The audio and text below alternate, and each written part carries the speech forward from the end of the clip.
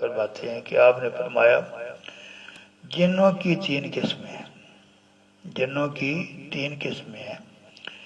ایک وہ جن ہیں جن کے پر ہیں اور وہ اڑتے ہیں ہوا میں۔ دوسرے جن جو ہیں وہ سانپوں اور کتوں کی شکل میں ہوتے ہیں، سانپوں اور کتوں کی شکل میں ہوتے ہیں۔ اور تیسرے وہ ہیں جو سفر پر رہتے ہیں، کبھی کسی جگہ پر قیام کرتے ہیں، کبھی روانہ ہو جاتے ہیں۔ یہ 3 قسمیں ہیں جنوں کی۔ اس حدیث پاک کو شرح سنت میں روایت کیا گیا ہے۔ باب العقیقہ، عقیقے کا بیان۔ عن سلمان بن عامر الدبی رضی اللہ تعالی عنہ قال سمعت رسول اللہ صلی اللہ تعالی وسلم یقول مع الغلام عقیقہ وآریک عنہ دمن وامیت عنہ العذاب، رواہ البخاری۔ حضرت سلمان بن عامر رضی اللہ تعالیٰ عنہ سے روایت کرتے ہیں کہ حضور صلی اللہ فرماتے ہیں میں نے حضور صلی اللہ تعالی وسلم کو یہ فرماتے سنا، مال غلام عقیقہ، بچہ جب اس دنیا میں آتا ہے تو عقیقے کا حکم اپنے ساتھ لے کے آتا ہے، اس کے ساتھ ہوتا ہے عقیقے کا حکم، اس لیے اس کی طرف سے خون بہو، یعنی جانور کو ذبح کرو۔ وَأَمِيتُ عَنُ الْأَذَىٰ، اور اس کے سر کے بالوں کو صاف کرو،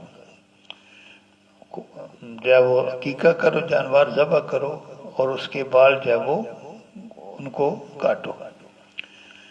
وَعَنْ عائشہ رضی اللہ تعالی عنہ ان رسول اللہ صلی اللہ تعالی وسلم کان یؤتى بالصبیان ویبرک علیہم ویحنکہم، رواہ مسلم۔ حضرت عائشہ صدیقہ رضی اللہ تعالی عنہ سے مروی ہے کہ حضور صلی عالم صلی اللہ تعالی وسلم کے پاس صحابہ کرام اپنے بچوں کو لاتے تھے۔ آج کل برکت کا تصور ختم ہو گیا، نیا جو ہمارا جو دین کی تشریح کرنے والے ہیں وہ اس قسم کے برکت یا اس قسم کی جو چیزیں ہیں ان پر ایمان نہیں رکھتے، لیکن یہ صحابہ کرام کا معمول نہیں تھا۔ صحابہ کرام حضور صلی عالم صلی اللہ تعالی وسلم فجر کی نماز کے بعد مسجد نبوی میں کافی دیر تشریف رکھتے تھے۔ اس میں گھروں سے کہیں بچہ، کوئی ان کا خادم کوئی پانی لے کے آ رہا ہے، حضور صلی اللہ تعالی وسلم اس میں کبھی جو ہے وہ پھونک مارتے تھے، کبھی اپنا دست انور اس پانی کے اندر رکھتے تھے، اس طرح وہ برکت حاصل کرتے تھے۔ یہ رواج تھا اس زمانے کا۔ یہاں بھی وہی ہے کہ حضور صلی اللہ علیہ وسلم کی خدمت میں بچوں کو پیش کیا جاتا تھا، اور حضور صلی اللہ علیہ وسلم کیا کرتے تھے، یبرک علیہم، حضور صلی اللہ علیہ وسلم ان کے لیے برکت کی دعا کرتے تھے، برکت کی دعا کرتے تھے۔ ویحنکہم، حضور صلی اللہ علیہ وسلم ان کو گھٹی ڈالتے تھے۔ گھٹی ڈالنے کے لیے جو آدمی حضور سے مدینے کے کسی کونے سے حضور صلی اللہ علیہ وسلم کے پاس لے کر آتا ہے، اس کو برکت پہ یقین ہے نا کہ یہ اللہ تعالیٰ کے نبی ہیں، اور کوئی آدمی گھٹی ڈالے گا تو اور اثر ہوگا، یہ گھٹی ڈالیں گے تو اس کی اور تاثیر ہوگی۔ تو حضور صلی اللہ علیہ وسلم کی خدمت میں بچوں کو گھٹی ڈالنے کے لیے بھی وہ لاتے تھے۔ اس حدیث پاک کو امام مسلم نے روایت فرمایا۔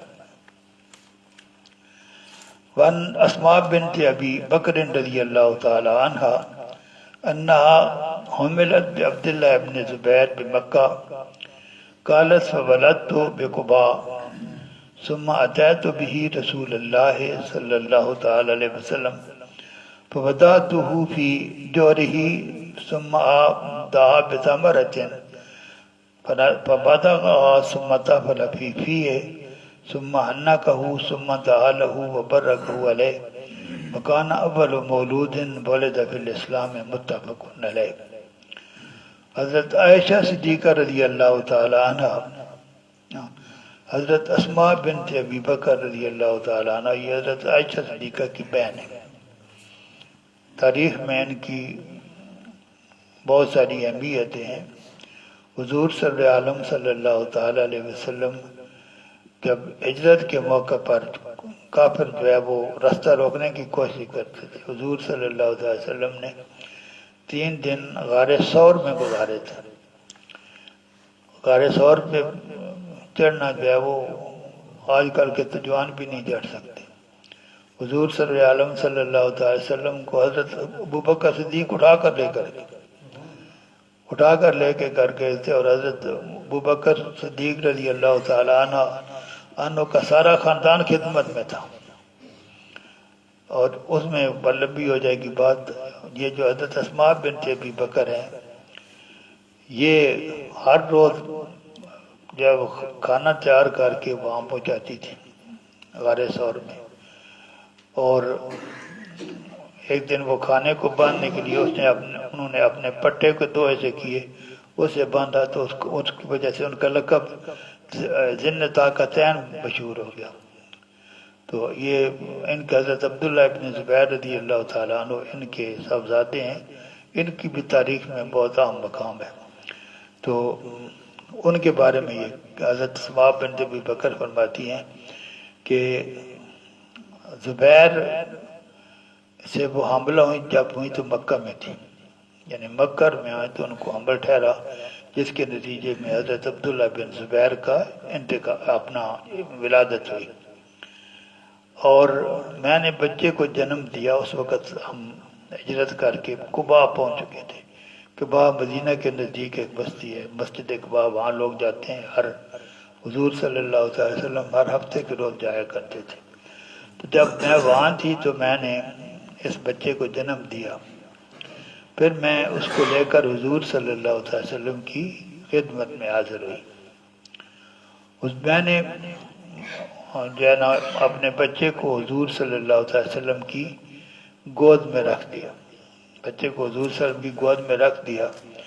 حضور صلی اللہ علیہ وسلم نے کھجور منگائی، آپ نے اس کھجور کو اپنے دانتوں میں جو ہے وہ چبایا، اور پھر حضور صلی اللہ علیہ وسلم نے اس بچے کے منہ میں اپنا لعاب دان ڈالا، تھوک دیا، لفظ ایمان ہے۔ پھر حضور صلی اللہ علیہ وسلم نے عبداللہ کو گھٹی ڈالی، وہی کھجور کی، اسی کو حضور صلی اللہ علیہ وسلم بطور گھٹی استعمال کرتے تھے۔ پھر حضور صلی اللہ علیہ وسلم نے ان کے لیے دعا کی، برکت کی دعا کی، اور عبداللہ بن زبیر جو ہے یہ حضور صلی اللہ تعالی وسلم نے جب سے اپنے دعوت کا آغاز کیا تھا، مسلمانوں کا یہ دور شروع ہوا تھا، اس میں حضرت عبداللہ بن زبیر پہلے موجود ہے، پہلے بچے جو سب سے پہلے بچے پیدا ہوئے۔ یہ حدیث پاک جو ہے یہ متفق علیہ ہے، اس کو امام بخاری نے بھی روایت کیا، اور اس کو امام مسلم نے بھی اس کو روایت کیا۔ وآخر دعوانا ان الحمد للہ رب العالمین۔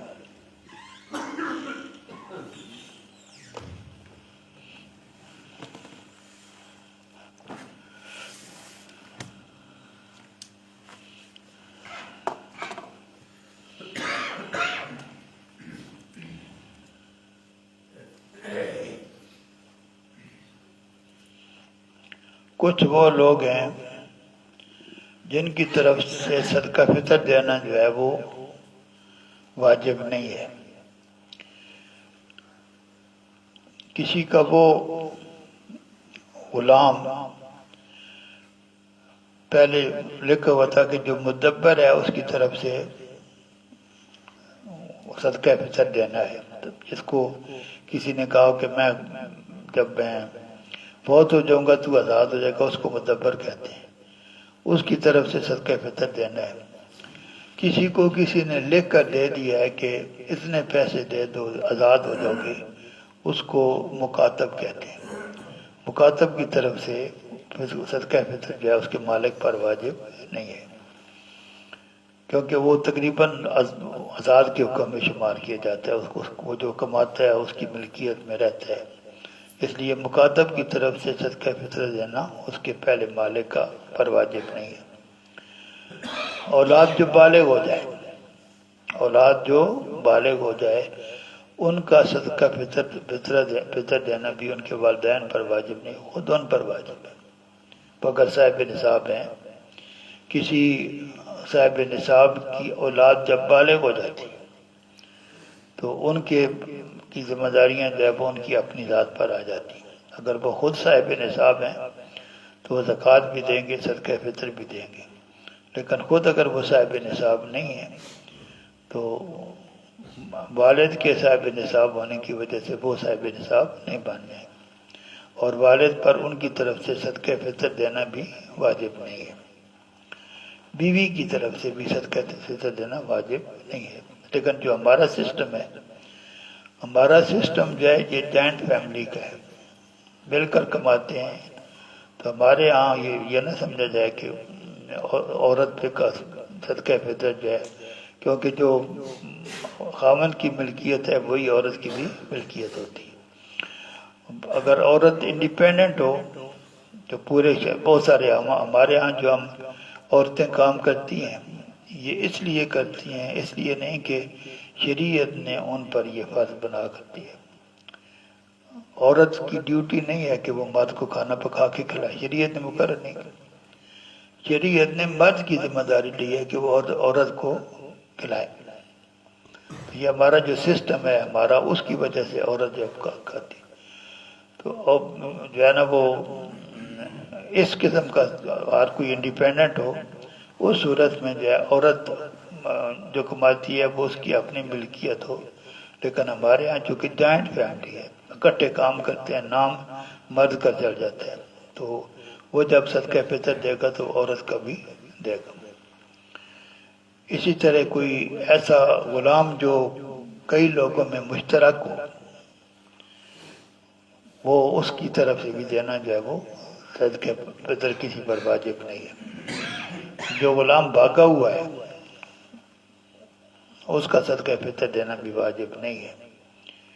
اسی طرح اگر کوئی غلام کسی نے کسی سے چھین لیا ہو یا قید میں چلا گیا ہو تو اس صورت میں کیونکہ وہ اس کی خدمت نہیں کرتے تو ان کا صدقہ فطر دینا بھی مالک پر واجب نہیں ہے۔ اور یہ ہے کتنا صدقہ فطر؟ یہ اگر آپ گندم سے دیں، گندم کے دانے دیں یا آٹا دیں تو نصف سا ہے۔ نصف سا جو ہے تقریباً جب سیر چلتا تھا، اب تو کلو ہو گیا، کلو میں اور سیر میں فرق ہے۔ اس وقت جو علماء انداز لگاتے تھے وہ سا تقریباً 4.5 سیر کے برابر ہوتا، 4.5 سیر کے برابر، 2.25 سیر جو ہے وہ بنتا ہے اپنا صدقہ فطر۔ اگر آپ گندم دیں، کا گندم کے دانے دیں، کا گندم کا آٹا دیں تو وہ 2.25 سیر کے برابر ہے۔ اگر آپ کھجوریں دیں، منقع دیں یا جو دیں، کھجوریں اس وقت سستی ہوتی تھی، وہ اگر کوئی دے گا تو صدقہ فطر بہت زیادہ ہو جاتا ہے۔ کھجوریں، منقع اور جو، یہ پورا سا ایک آدمی کی طرف سے، گندم آدھا سا، اور کھجوریں، منقع اور جو ہے یہ پورا سا۔ اس زمانے میں بھی کچھ لوگ جو ہیں وہ جب فیصلہ کرتے ہیں ہم نے دینا ہے اپنا فطرانہ دینا ہے تو کھجوروں وغیرہ کے حساب سے حساب لگاتے ہیں تاکہ فقیروں غریبوں کی زیادہ مدد ہو جائے، ہمارے مال سے زیادہ جو ہے وہ صدقہ نکل جائے، ان کو زیادہ فائدہ پہنچ جائے، تو وہ کافی 5-7 گنا اس سے بڑھ جاتا ہے۔ اگر آپ کھجور کی قیمت بھی زیادہ ہوتی ہے اور پھر اس کا وزن بھی اگر آپ کو زیادہ دینا پڑے تو اس سے فقیروں کو فائدہ ہوتا ہے۔ ایک جو اللہ تعالیٰ کے نیک بندے ہیں وہ کوشش یہی کرتے ہیں کہ وہ راستہ اپناؤ جس سے غریبوں کو فائدہ زیادہ پہنچے۔ جو آدمی ملینئر ہے وہ صدقہ زیادہ دے گا، اس کو کوئی فرق نہیں پڑتا، لیکن غریب کو اگر 200-400 روپے زیادہ مل جائیں گے تو اس کا زیادہ فائدہ ہو جائے گا۔ آپ جو ہے وہ یہ گندم بھی دے سکتے ہیں، جو بھی دے سکتے ہیں، کھجوریں بھی، یہ بھی دے سکتے ہیں، ان کی قیمت بھی دے سکتے ہیں، ان کی قیمت بھی دے سکتے ہیں۔ اور اگر چیزیں کھلی مل جاتی ہوں، بازار سے کوئی پرابلم نہ ہو، تو پھر پیسے دینا زیادہ بہتر ہے، قیمت دینا زیادہ بہتر ہے۔ لیکن اگر یہ چیزیں ملتی نہ ہوں، بازار سے ملتی ہی نہ ہوں، یا کبھی ایک جگہ سے جو ہے تھوڑا ریٹ ملتا ہے، دوسری جگہ سے زیادہ پیسے دینے پڑتے ہیں، تو اس صورت میں اگر وہ اجناس آپ دیں، یعنی شریعت یہ سوچتی ہے کہ غریبوں کا فائدہ کس بات میں زیادہ ہے، وہی طریقہ اختیار کریں جس سے غریبوں کا فائدہ زیادہ ہو۔ وآخر دعوانا ان الحمد للہ رب العالمین۔